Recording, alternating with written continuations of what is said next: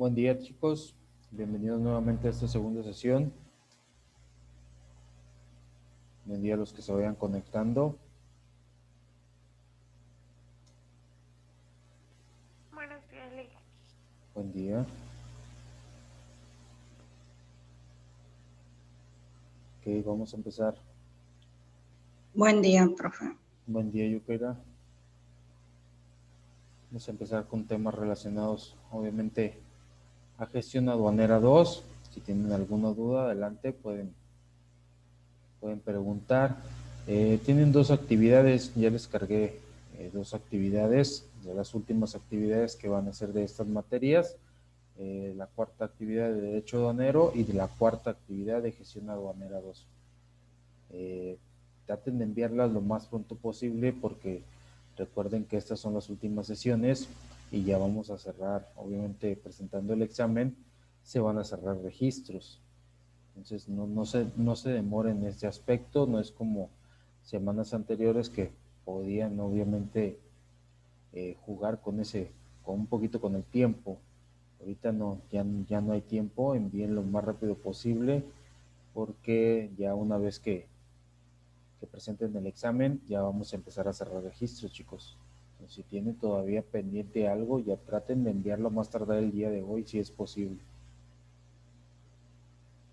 Profe, Mándeme, profe, Rey. sí, profe, disculpe la pregunta. Lo que pasa es que mi computadora está descompuesta todavía, no se ha arreglado. Ajá. Y yo tengo problemas no tengo manera de subir las tareas como la que encargo ahorita, vaya. No sé si puede esperar hasta el día lunes, ya que pueda subir el lunes. Puedes hacerlas no necesariamente puedes hacerlas a computadora, las puedes hacer a mano también. Tómele foto y súbelo, no le hace. O sea, aquí el chiste es cumplir. No. O en el mismo celular, hacerlas en Word, en PowerPoint también. De hecho, no es algo muy complicado. Si checan, son actividades, no es tarea como tal. Son actividades. Más que nada les pedí en una de que definieran cierta definición y en la otra que me hagan un listado de 10 puertos y su principal artículo más que nada. O sea, es algo muy sencillo. No pongan más de lo que realmente no debe de ser, no se la compliquen en ese aspecto. Más que nada para que lo entreguen a tiempo. Ok. Está bien, gracias. Ok, gracias a ti. ¿Alguien tiene alguna otra duda, chicos? ¿Algún otro comentario? ¿Me podría volver a mencionar para cuándo es el examen? Todavía no nos ponemos de acuerdo. En la siguiente sesión, ahorita en la tercera sesión, nos vamos a poner de acuerdo más que nada el día y la hora del examen. Puede ser hoy, más tarde, dependiendo del grupo, la decisión que tomen grupalmente, lo que diga la mayoría, puede ser hoy más tarde o puede ser el día de mañana, pero ya va a depender del grupo en su totalidad. Pero no pasa de mañana, no puede pasar de mañana porque tenemos que cerrar también registros. Ah, ok, gracias. Gracias a ti. ¿Alguna otra duda, chicos, que tengan? ¿Algún otro comentario?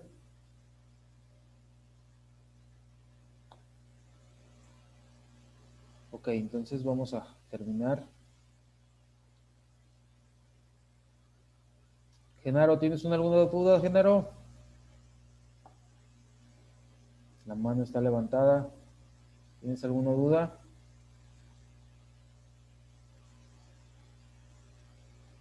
Ok, entonces vamos a continuar.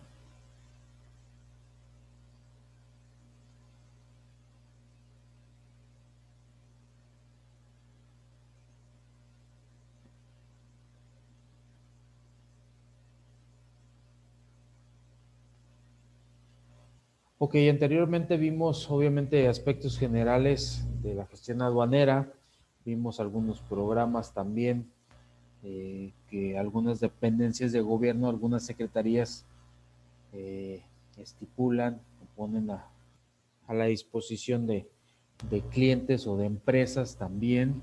Vimos cuáles cómo se conforman algunos de ellos, los compromisos, las obligaciones, etcétera, etcétera. También vimos la cuestión de los tratados, cómo se conllevan a cabo los tratados de libre comercio, cuáles son las etapas. También estuvimos viendo, obviamente, qué es lo que se requiere en cada una de esas etapas. Y vimos algunos tratados que México tiene a nivel mundial. Ya analizamos algunos de ellos también. Y obviamente vamos, en estos tratados, pues obviamente hay intercambio de mercancías y hay ciertos requisitos o ciertos documentos que hay que cumplir, y uno de ellos son las reglas de origen. Dice, en el comercio internacional es básico tener presente el origen de las mercancías que se importa o exporta. ¿Por qué? Porque en este caso va a determinar el origen de las mercancías, de qué país provienen. Se permite también identificar mercancías que son susceptibles de recibir trato arancelario preferencial en el marco de un acuerdo o tratado internacional. Asegura que las preferencias de un tratado comercial se otorguen solo a bienes producidos en los países miembros y no elaborados en otros países. Entonces, hay que ver, en este caso, hay que anexar a toda la información, obviamente, pues de dónde proviene la mercancía. Hay ciertas, obviamente, descripciones o hay ciertas cuestiones que se pueden manejar cuando a lo mejor el materia prima viene de un país que en determinado momento a lo mejor no se elaboró ahí, no se terminó de ensamblar, pero la materia prima viene de ahí, pues también se puede sacar provecho de esa situación. Por eso son importantes las reglas de origen. Obviamente, si viene de algún país en su totalidad, tanto en materia prima como en su manufactura, de algún país que tenga tratado de libre comercio con otro país, pues obviamente van a buscar la preferencia arancelaria disponible. Pero les menciono, obviamente a lo mejor la materia prima sí es de un país que tenga tratado, pero no se manufactura en otro que no tenga tratado, pues obviamente también se puede sacar beneficio de esa tarifa arancelaria. ¿Por qué? Porque la materia prima viene de un país con tratado. Entonces es más que nada esa cuestión de importancia de las reglas de origen, y vamos a ver a qué se refiere con esas situaciones. Dice, los principales criterios para determinar el origen de un bien son, como número uno, obviamente que sea totalmente originario. Dice, es decir, que el bien se obtenga en su totalidad o se produzca en el territorio de uno o más países del tratado. Entonces, como les mencionaba anteriormente, que se ha producido totalmente materia prima, mano de obra, toda la manufactura en un territorio, en un país, que obviamente pues tenga tratado con los diversos países a los que va a exportar. Esa es la cuestión, en este caso número uno. Tenemos el segundo criterio, que es el salto arancelario. Dice, este criterio se emplea cuando los materiales con los que se fabrica el bien hayan sido importados de otro país, no miembros del mismo tratado, y tienen una clasificación arancelaria distinta de la del producto que se va a exportar.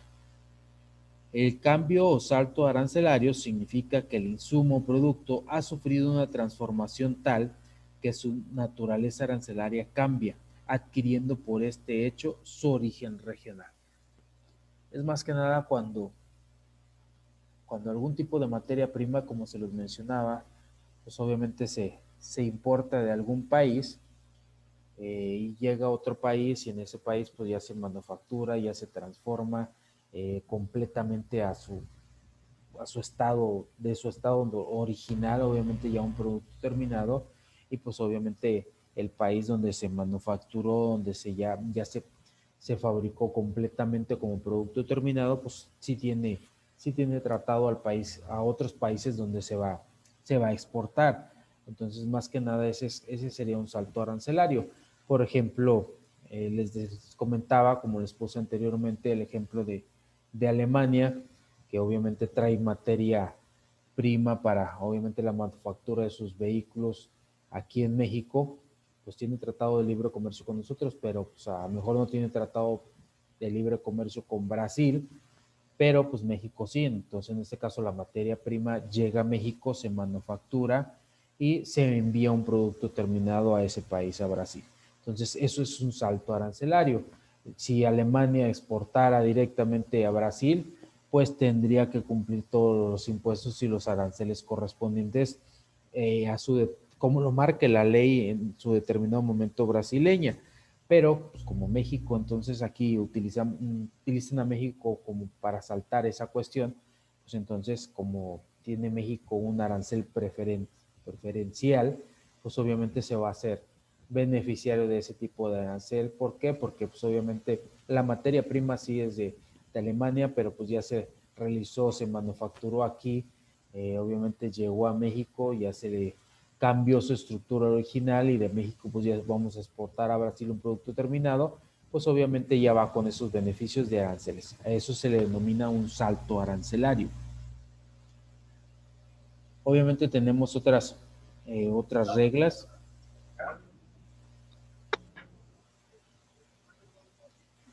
La regla número 3, que es dice, también se puede acudir al criterio de minimis, dice, conforme al cual el producto se considera originario, siempre que el valor de los insumos no originarios, en este caso, representen en general menos del 7% u 8% del valor total del producto, obviamente dependiendo del Tratado de Libre Comercio. Entonces, esa es la cuestión de el minimis. Obviamente que se considere o producto original siempre que el valor, obviamente con los productos, con la materia prima que se manufacturó, represente en general menos del 7 u 8%. Aquí ya sí, exclusivamente, específicamente ya se pone un porcentaje, 7% o 8%, que representen en general menos de esa cuesta. Dame 4, 2 y 2.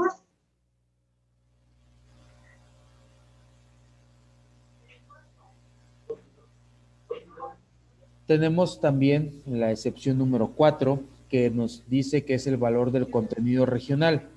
Dice, este término tiene a su vez dos variantes que le permiten al exportador determinar, eligiendo una u otra variante. Dice, el valor de los insumos que se incorporaron de la región del producto.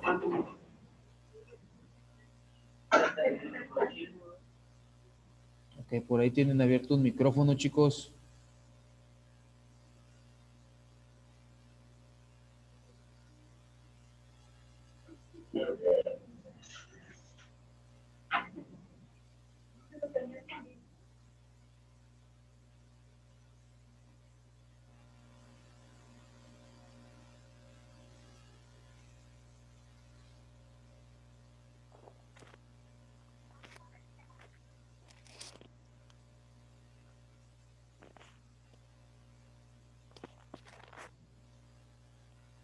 Ok, les encargo sus micrófonos, por favor, porque luego se escucha mucha interferencia, chicos, de favor. Entonces, como les comentaba, la cuestión del valor del contenido regional es cuando dos variantes, en este caso, que le permiten al exportador determinar eligiendo una u otra variante, dice el valor de los insumos que se incorporaron de la región en el producto final de exportación y determinar si el bien puede considerarse como regional y por lo tanto susceptible de trato preferencial también. Entonces ahí pueden optar si el producto obviamente ya surgió como tal una variante, una transformación, y en este caso pues obviamente en el país donde surgió esta transformación, pues obviamente de ahí se va a exportar y obviamente pues ya se va a considerar como producto final ya de exportación, ya no va a sufrir ningún otro cambio, ninguna otra manufactura, pues se lo considera como producto regional, entonces obviamente se le trata como con una arancel preferencial también. Entonces esas son las excepciones. Dice los dos variantes de cálculo para contenido regional son el método de valor de transacción y el método de costo neto. ¿A qué nos referimos con el método de valor de transacción? Dice, para determinar que una mercancía califica como originaria de la región, conforme a este método, se toma como base el valor de la transacción, es decir, el precio de venta del producto de exportación, restando el valor de los materiales no originarios que se utilizaron en la producción del bien. Dice, el cálculo se basa en la siguiente fórmula, en este caso, pues obviamente nos está diciendo que el BCR es igual a BT menos BMN entre el BT, lo multiplicamos por un 100. Obviamente BCR se denomina el valor de contenido regional expresado en porcentaje. BT es el valor de transacción del bien ajustado sobre la tasa LAB y el BMN es el valor de los materiales no originarios utilizados por el productor en la producción de un bien. Entonces, en este caso, como nos dice la descripción, obviamente dice el precio de venta del producto de exportación se va a restar el valor de los materiales no originarios, o sea, todo lo que no sea originario del país con el que sí se tiene algún tratado, pues obviamente vamos a sacar la diferencia en este caso y obviamente se va a sacar el precio de venta y se va a hacer acorde en este caso con el que va a entrar al país el que se va a exportar. Es una manera de sacar un precio de venta con una tasa también obviamente preferencial, considerando que algunos materiales no sean originarios del país en el que se produció, en el que se terminó de producir ese producto, obviamente, y que no son originarios, obviamente, del país con el que se tenga algún tipo de acuerdo comercial. En este caso, les mencionaba, volvemos a tomar el mismo ejemplo, es como, por ejemplo, Alemania, pues obviamente produce en México los automóviles Volkswagen, y los automóviles pues los exportamos, por decir, a Uruguay. Entonces, Alemania no tiene tratado con Uruguay, México sí, entonces dice Uruguay, ok, el producto, el que vas a exportar, tiene un precio de venta tal, pero tanta mercancía, tanta materia prima, pues obviamente en este caso no es originaria de México, se trajo de Alemania, entonces obviamente el precio de venta se le va a restar el valor de los materiales no originarios y se va a establecer un precio venta también, y a este caso pues obviamente se le va a dar una tarifa preferencial de acuerdo a ese cálculo, de acuerdo a ese porcentaje, simplemente porque México pues sí tiene trato preferencial en ese acuerdo comercial. Tenemos un segundo método que se denomina método de costo neto. Nos dice, de conformidad con el método de costo neto, el valor de contenido regional se obtendrá restándole el total de costo de la producción, el valor de los materiales no originarios. Aquí estamos hablando de un costo de producción, no un precio neto, no un precio venta. Dice, el costo neto se calcula en base a esta fórmula. BCR, que es el valor de contenido regional expresado en porcentaje. Nos dice CN, que es el costo neto del bien, menos el valor de los materiales no originarios utilizados para el productor en la producción del bien, se va a dividir otra vez sobre el costo neto del bien y lo multiplicamos por 100 para darnos en este caso pues una fracción. Entonces aquí le vamos a restar al costo, obviamente con lo que fabricamos el producto, le vamos a restar el valor de los materiales no originarios y de esa manera pues obviamente vamos a sacar en este caso cuánto nos costó el producto ya elaborado finalmente, y en base a ese costo pues obviamente se va a estipular un tipo de arancel o un tipo de arancel preferenciario si se tiene algún tipo de tratado. ¿Cuál es la diferencia entre el método de valor de la transacción y el costo neto? Dice, en el valor de la transacción, el exportador puede considerar como originarios los gastos de promoción, venta y algunos otros. Dice, así como las utilidades obtenidas por la venta. En el método de costo neto, tales gastos no se consideran como originarios y únicamente se permite cuando expresamente lo señale la regla de origen. Pues obviamente aquí en la primera opción podemos meter muchos más gastos que giren alrededor de la venta de ese producto, como lo vemos aquí, como nos pone ejemplo, como gastos de promoción, gastos de publicidad, gastos de venta, etcétera, etcétera, y así como pues obviamente se consideran las utilidades obtenidas. En el segundo método no, obviamente nada más se van a considerar como originarios los que señale la regla de origen en determinado momento. Entonces, esas son las dos excepciones. Uno nos permite abarcar un poquito más de gastos y el otro es muy tangente en ese aspecto, muy limitante en esa cuestión.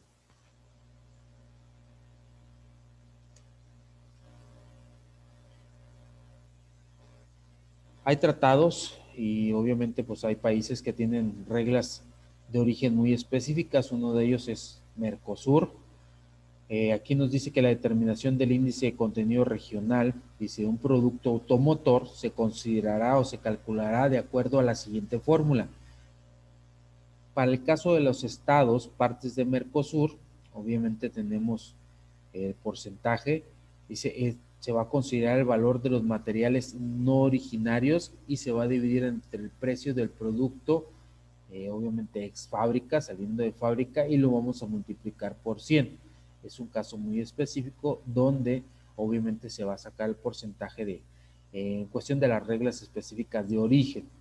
No se aplica a los otros dos métodos, sino que se aplica esta fórmula para sacar un porcentaje y en base a ese porcentaje obviamente se va a calcular un precio de venta y se le va a determinar en alguna situación si es apremiante algún tipo de arancel preferencial o simplemente se ajusta al arancel determinado por las leyes de Mercosur. En este caso, para el caso de México, pues obviamente es cómo aplica si México obviamente va a exportar a esa parte. Obviamente tenemos un acuerdo con Mercosur, obviamente va a aplicar la fórmula que a continuación estamos manejando, que es el valor de los materiales no originarios y los vamos a dividir entre el valor del bien y lo multiplicamos por 100. Nos va a dar obviamente el ICR, que es el porcentaje, en este caso, del regla que determina la regla de origen.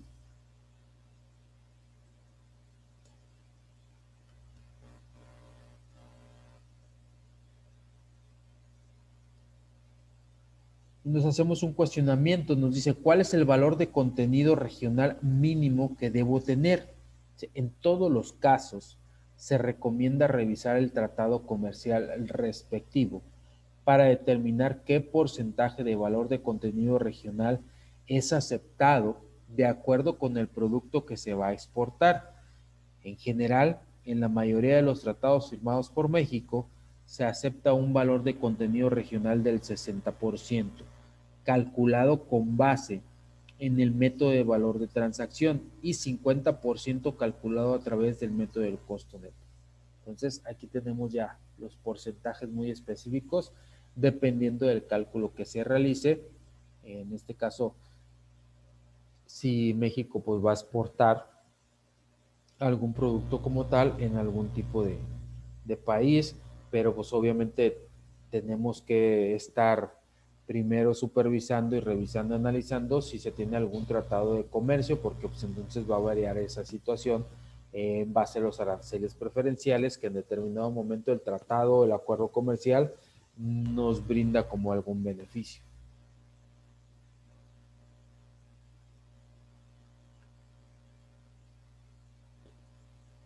Ok, también aparte de todas las situaciones de la cuestión arancelaria, pues obviamente la que regula esa situación pues es la ley aduanera.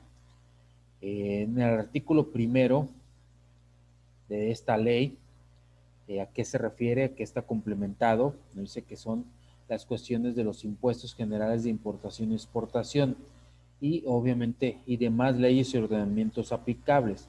Dice, regulan la entrada al territorio nacional y la salida del mismo de mercancías y de los medios en que se transportan o conducen, el despacho aduanero y los hechos o actos que deriven de este o de dicha entrada o salida de mercancías. El Código Fiscal de la Federación se aplicará supletoriamente a lo dispuesto en esta ley. Entonces, la base legal del establecimiento de impuestos generales sobre la importación y exportación se denomina primeramente, pues aquí como en el artículo primero, esa es la primer base legal, obviamente en cuestión de importación y exportación y de los impuestos que en este caso se vayan a anteponer a esta situación. Y nos dice aquí que también otra base legal de esta cuestión, supletoriamente o obviamente como segunda, no como segunda opción, sino como segunda régimen que debemos de considerar, es el Código Fiscal de la Federación. Obviamente primero ponemos de antemano la ley aduanera y si obviamente existe alguna reglamentación dentro del Código Fiscal de la Federación, pues obviamente también se antepone a la actividad o a la mercancía que obviamente se está importando o exportando en determinado momento. La ley aduanera obviamente también nos especifica como tal que están obligados al cumplimiento de las citadas disposiciones quienes introducen mercancías al territorio nacional o las extraen del mismo, ya sean sus propietarios, poseedores, destinatarios, remitentes, apoderados, agentes aduanales o cualesquiera personas que tengan intervención en la introducción, extracción, custodia, almacenaje, manejo y tenencia de las mercancías o en los hechos o actos mencionados en el párrafo anterior. Dice, las disposiciones de las leyes señaladas en el párrafo primero se aplicarán sin perjuicio de lo dispuesto por los tratados internacionales que México sea parte. Entonces, obviamente, sí rige la ley aduanera, pero antes que rija la ley aduanera, si tenemos algún tipo de tratado con algún país, pues obviamente nos vamos a ser beneficiarios de los regímenes o los acuerdos que en determinado momento llegaron los países y que nos valida o nos da el beneficio algún tratado de libre comercio o algún acuerdo comercial.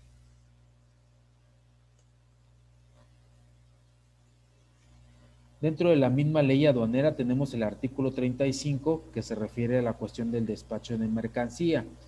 Obviamente para los efectos de esta ley se entiende por despacho el conjunto de actos y formalidades relativos a la entrada de mercancías al territorio nacional y a su salida del mismo, que de acuerdo con los diferentes tráficos y regímenes aduaneros establecidos en el presente ordenamiento y se deben realizar en la aduana las autoridades aduaneras y los consignatarios destinatarios, propietarios, poseedores o tenedores en las importaciones y los remitentes en las exportaciones, así como los agentes o apoderados aduanales. Entonces, en el artículo 37, obviamente nos encontramos la cuestión de las formalidades y quienes obviamente tienen en esta cuestión pues índole o responsabilidad en la cuestión de despacho de mercancías.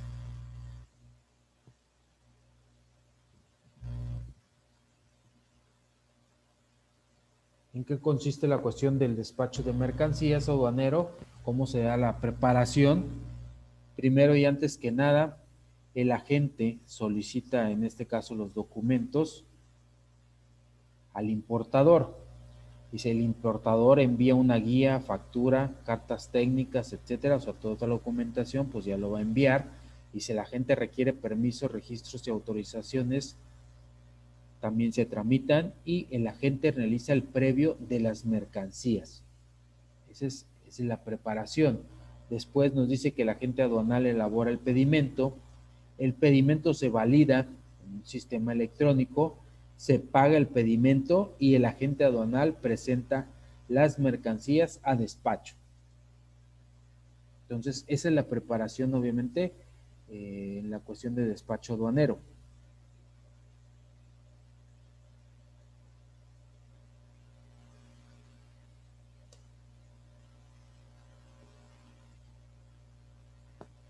¿Cuál es el proceso en la cuestión de despacho de aduanero e importación o cuáles son las consideraciones que se entrelazan en esta cuestión? El agente aduanal presenta las mercancías a despacho, obviamente mediante un sistema automatizado, donde va a existir el desaduanamiento libre, y luego viene la cuestión de reconocimiento aduanero, obviamente el reconocer la cuestión aduanera, todos los trámites, el desaduanamiento libre nuevamente, y un segundo reconocimiento de dictaminador aduanero, que es cuando se vuelve a activar el sistema automatizado en esta cuestión. Obviamente vamos a considerar, independientemente del resultado, se activa la segunda opción, y después de que existe el desaduanamiento libre, pues obviamente se van a entregar las mercancías o dictamen final.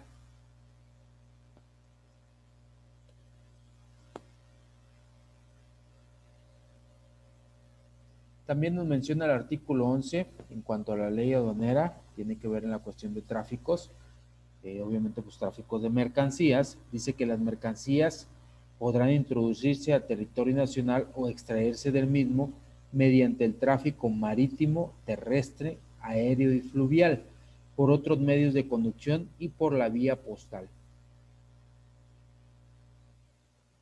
Entonces, ahí nos determina, obviamente, cómo va a ser el tráfico de las mercancías una vez que ingresen o que egresen del país, marítimamente, terrestre, aéreo y fluvial.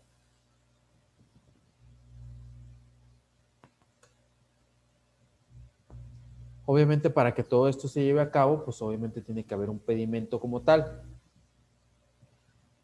Entendemos por pedimento el documento oficial aprobado por la Secretaría de Hacienda y Crédito Público, que formaliza la legal estancia o salida de las mercancías.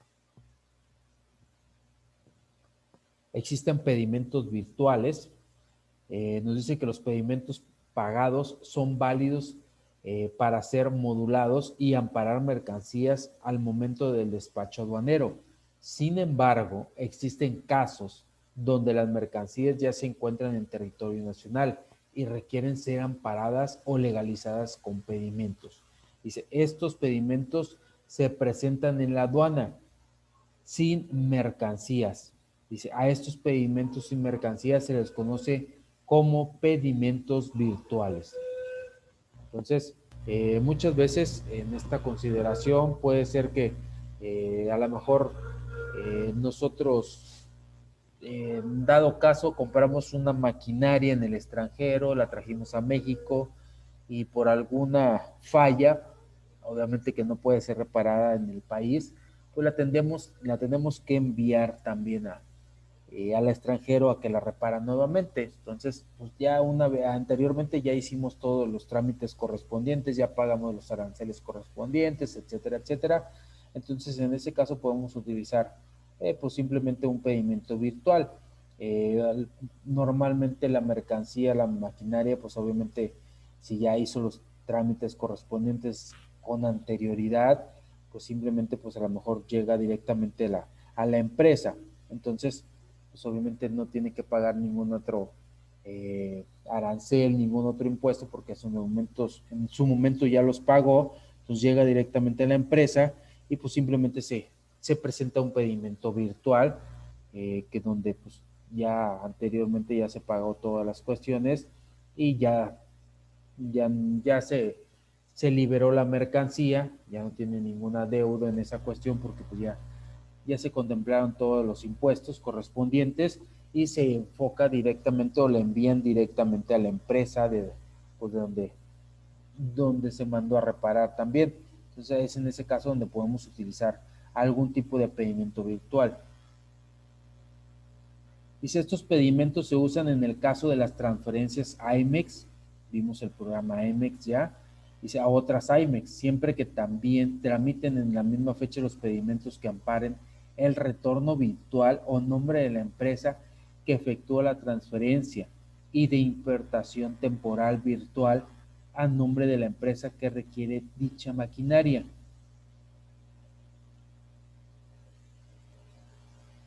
sin que se requiera la presentación física de la mercancía. Es como les comenté, pues obviamente no necesariamente tiene que ir la mercancía a supervisión o llegar directamente al recinto fiscal, puede ir directamente a la empresa. ¿Por qué? Porque pues, se utilizó un pedimento virtual, porque pues en determinado momento pues ya se había pagado todas las contribuciones necesarias para esa maniobra.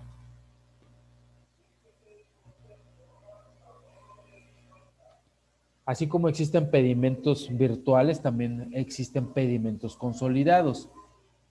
Dice, quienes exportan mercancías pueden presentar ante la aduana por conjunto de agente o apoderado aduanal un solo pedimento que ampare diversas operaciones de un solo exportador, al que se le denomina pedimento consolidado. En este caso, si alguna empresa aduanera va a realizar varias actividades, pues no, y realmente va a exportar mercancías. Y en este caso, muchas veces no es necesario utilizar un pedimento por cada mercancía, se puede utilizar un pedimento consolidado. También cuando se puede utilizar pues, pedimentos consolidados, a lo mejor cuando se importaron mercancías, se exportaron en una semana, entonces no es necesario hacerlo por día. Se manda un pedimento consolidado de todas las actividades que se realizaron en la semana.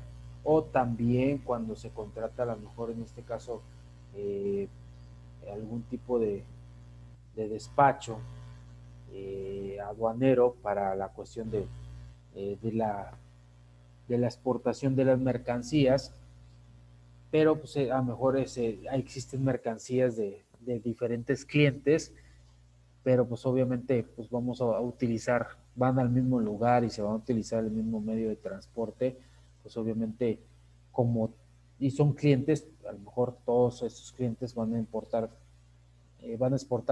diversas mercancías obviamente, pero son clientes de la empresa aduanera, entonces va a exportar todo al mismo tiempo, pues también en este caso no hay necesidad de hacer un pedimento por cada cliente, se puede mandar un pedimento consolidado en determinado momento también. También existen pedimentos simplificados.